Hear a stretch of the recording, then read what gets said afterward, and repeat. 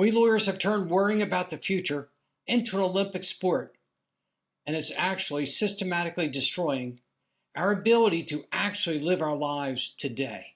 In this episode, I'm going to share with you 10 keys to break free from what I call the overthinking prison.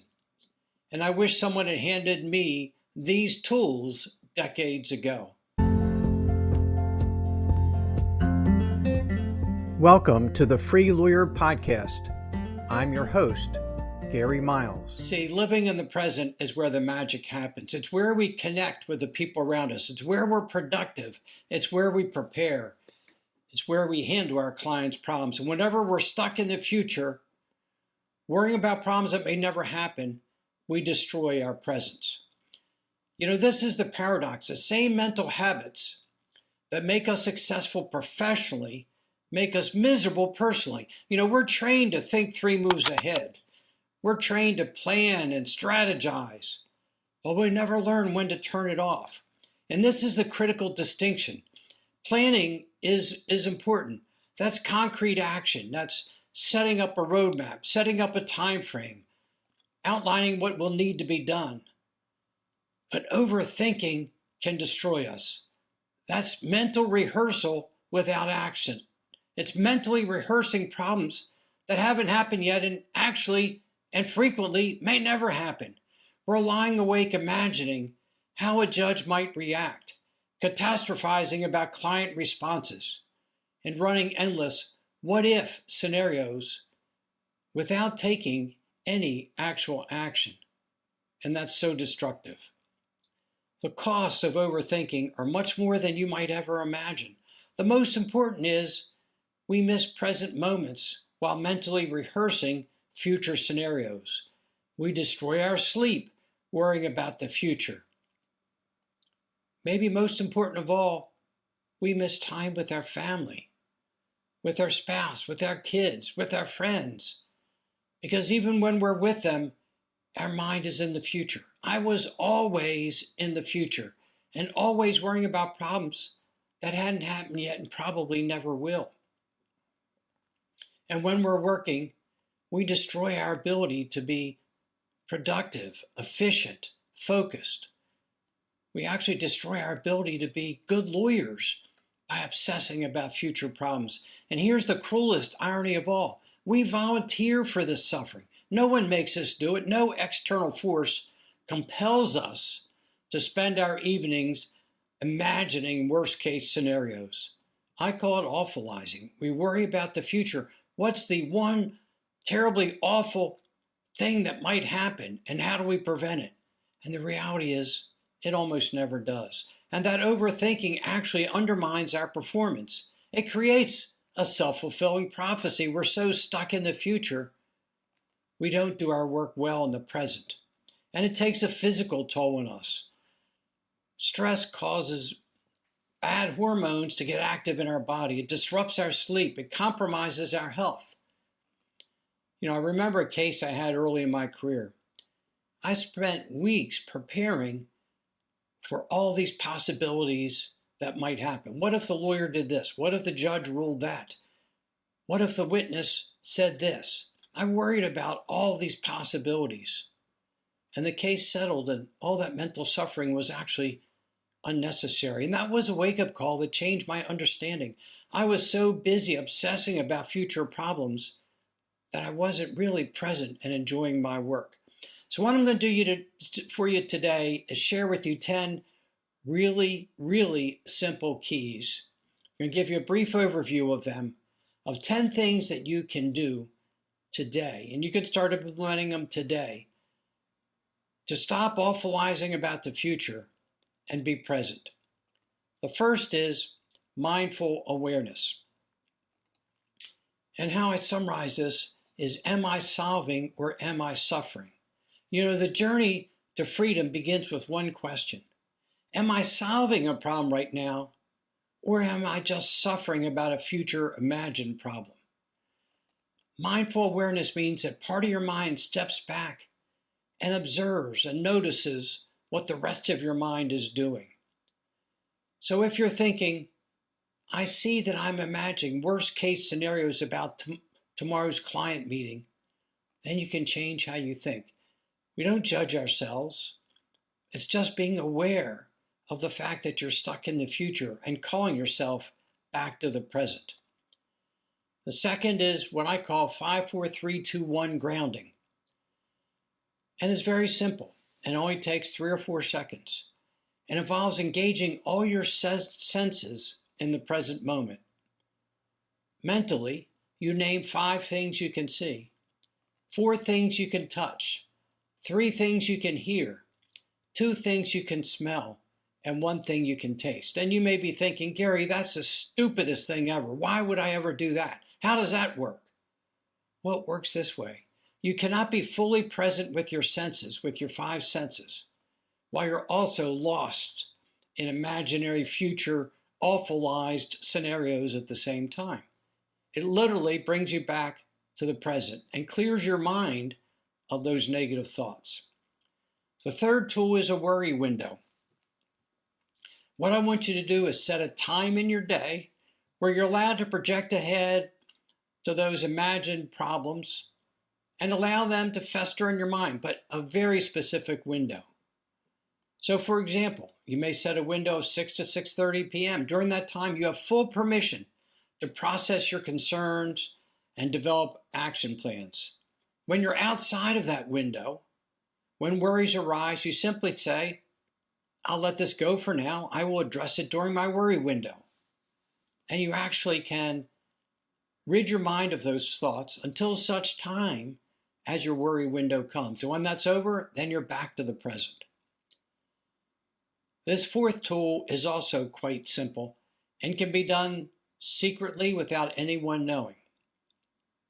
It's breathing in on a count of 4, holding your breath for a count of 4, breathing out for a count of 4, and waiting 4 seconds and repeating it again, and do that several times. You will find that that actually is one of the most relaxing things you can do. You can do it in court, during client meetings, when you're in a fight with your opponent at a deposition, anywhere, anytime. It activates your nervous system and will relax you and relieve that tension. It really works. The fifth tool is what I call the control circle. What it does is help you focus only on what you can influence and have power over. So draw 2 circles in your mind. You don't have to do it on a piece of paper, but in your mind. The smaller inner circle is for what you can control. The larger outer circle is for what you cannot. And when you're overwhelmed, categorize your concerns. So for example, you can't control what the judge decides. You have no power over that. But you can control the quality of your preparation. You can control your client's reaction. You can control how clearly you communicate that settlement offer to him. And you find that so often what we're worrying about are things we have no power over, no control over, no influence over. So try using that system of two circles. The inner circle you can control, the larger outer circle you cannot, and see if what you're worried about is something you can control. And if you can't, let it go. Now, if you're finding this valuable, I want to invite you to something. I offer courtesy coaching calls for accomplished lawyers who are ready to transform their relationship with stress and uncertainty. If you are tired of living in tomorrow's problems instead of today's possibilities, if you want to maintain your professional excellence while actually enjoying your life, I would love to talk with you. The link to schedule calls in the description below, or you can go to my website, GaryMiles.net, or email me at Gary@GaryMiles.net. It's complimentary, and it might be the most important conversation you have this year. Tool number 6 is the probability check. Rate the likelihood of whatever your awfulized scenario is of actually occurring. What is the likelihood of it occurring? You know, I've spoken to some clients who worry a lot about the future. I ask them that question. And when they think about it objectively, they say it's probably less than 2%. It allows you to gain perspective. So when you catch yourself awfulizing, rate the likelihood, 1 to 10, that your worst feel fear will actually happen? What are the percentage chances that that catastrophized scenario will actually occur? And then ask yourself, and this is the important step, what would I tell a colleague facing that exact concern with that limited likelihood of it happening? What would you tell that colleague? And when you focus on what you would tell someone else about such an unlikely scenario, you will actually be talking yourself back into the present. The next step is the next right step, next right action. We worry sometimes about a trial and how it's going to turn out. And we can't prepare the whole trial today. We can't solve the whole challenge of preparing that trial. But what we can do is take one action, one concrete action. So instead of trying to solve the entire future scenario in your head, focus only on the very next action you can take. That prevents overwhelm. You maintain forward momentum without drowning in the enormity of future challenges. It really helps. Tool 8 is gratitude anchoring. It rewires your brain for present moment abundance. So what I have my clients do is every morning when they wake up, write down 3 things they're grateful for. Not general categories, but really specific particular items. Not I'm grateful for my family, but I'm grateful for my daughter's laugh when she told me about her day yesterday. Why do we do that? It changes your perspective. You become appreciative of where you are and what you have. You stop worrying so much about the future, but enjoy the present. So try that. Try every morning to write down 3 very specific things that you're grateful for. It will rewire your brain to think of abundance and happiness and solutions in the present. The next is action medicine. Movement, forward action will break that mental loop. So when you're stuck in overthinking loops, take immediate action on something, anything that moves you forward. Get out of the future, just get in the present and take action. And finally, number 10 is support circle. Often, getting a perspective from someone else breaks that tunnel vision in which we're stuck. That overthinking, we get wrapped up in our own head in a loop, an endless cycle of worry and projection ahead. So speak to someone you know, like, and trust. It might be a colleague, a law school classmate, a best friend. It might be your mentor. I know I have my clients reach out to me when they're stuck in that. And getting an external perspective that brings them back to reality, that shows how unlikely it is, that shows how they're equipped to handle it. That external perspective, like speaking to a mentor, can break through that fog and reveal how much we've truly exaggerated the actual risks that problem might occur. So here's what I want you to take away from today. The only moment you can actually influence is the one you're in right now.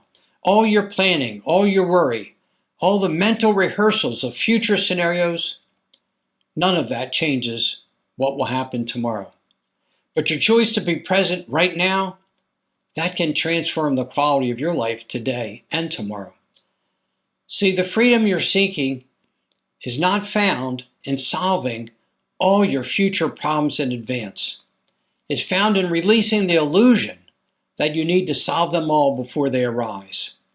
When you break free from the prison of overthinking, you will discover that most of what you have been worrying about never ever happens. And when challenges do arise, you are far more capable of handling them than you ever imagined you were while you were worrying about them. The freedom you're seeking is not found in solving all your future problems in advance. It's found in releasing the illusion that you need to solve them before they ever actually arise. That 3 a.m. prison, the prison door was never locked. You just needed the keys to open it. I challenge you today to try something radical. Give this a try for me. For the next hour, be completely present. When your mind drifts to tomorrow's concerns, Gently bring it back and notice what happens. And if you're ready to break free from the overthinking trap while maintaining your professional excellence, I would love to talk with you. Schedule a courtesy coaching call at GaryMiles.net or on the link attached to the show notes. So remember, practice law with purpose, live life with freedom. That's what being a free lawyer is all about. Until next time, I'm Gary Miles. Take care of yourself, and I'll see you next Monday.